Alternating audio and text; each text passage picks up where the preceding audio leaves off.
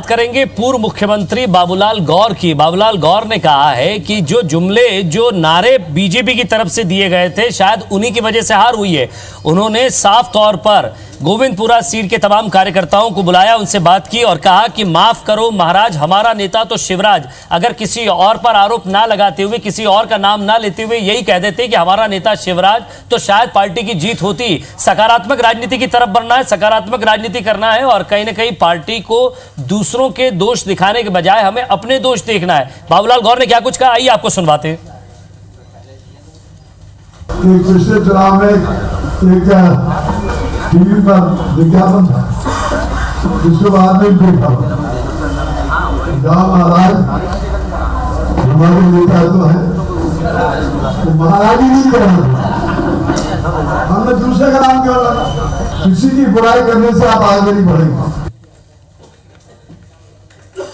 आज हम सब कार्यकर्ताओं के पास जनता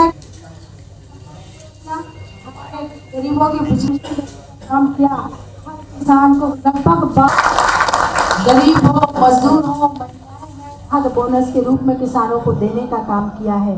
उसके से साबित कर दिया कि देश में जो सरकार काम कर।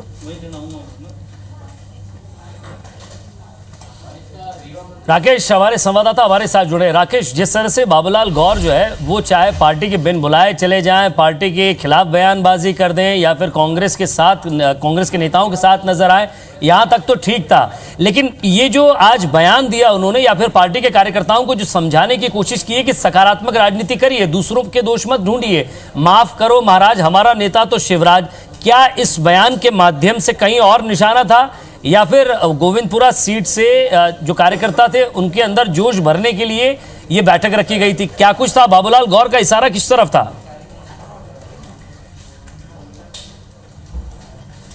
देखिए विजय, बाबूलाल गौर की बात करें तो 44 साल का उनका जो पूरा राजनीतिक कार्यकाल रहा है, ये बात सही है कि बाबूलाल गौर जो है दूसरों पर कटाक्ष करने के बजाय खुद के मुद्दों को लेकर चुनाव जीतते आए हैं और लगातार 10 बार वो विधायक चुने गए थे। लेकिन अब जो उन्होंने संगठन को जो है कटघरे में खड़ा किया है, इसका सीधा कारण यह है कि बाबूलाल गौर लगातार कांग्रेस से संपर्क में होने का कहकर जो है लगातार प्रेशर बना रहे थे और बाबूलाल गौर जो है सक्रिय राजनीति से फिलहाल बाहर हैं, लेकिन वो एक बार सक्रिय राजनीति में दोबारा आना चाहते हैं। यानी साफ तौर पर वो राजधानी भोपाल की लोकसभा सीट से टिकट की चाह रखते हैं। लेकिन हम 3 दिन पुराने घटनाक्रम की बात करें तो जो संगठन महामंत्री रामलाल ने उनको बीजेपी पार्टी दफ्तर में बुलाया था, जिसमें तमाम दिग्गज नेता थे और साफ तौर पर नसीहत दी गई थी बाबूलाल गौर को चुप रहने की। लेकिन उन्होंने इसकी आड़ ली है, चूंकि बाबूलाल गौर ने अभी प्रेशर पॉलिटिक्स से खत्म नहीं की है, वो इसके जरिए वो कहीं ना कहीं संगठन पर दबाव बनाना चाहते हैं। उनकी जो मुख्य रूप से चाह है वो चुनाव लड़ने की है, साफ तौर पर जाहिर है, और इसके जरिए उन्होंने कांग्रेस का जो उनका पक्ष था कि कांग्रेस में जा सकते हैं, कांग्रेस से लगातार संपर्क में है, वो विचार कर रहे हैं। जब इसको लेकर पार्टी ने नसीहत दी तो उन्होंने सीधे तौर पर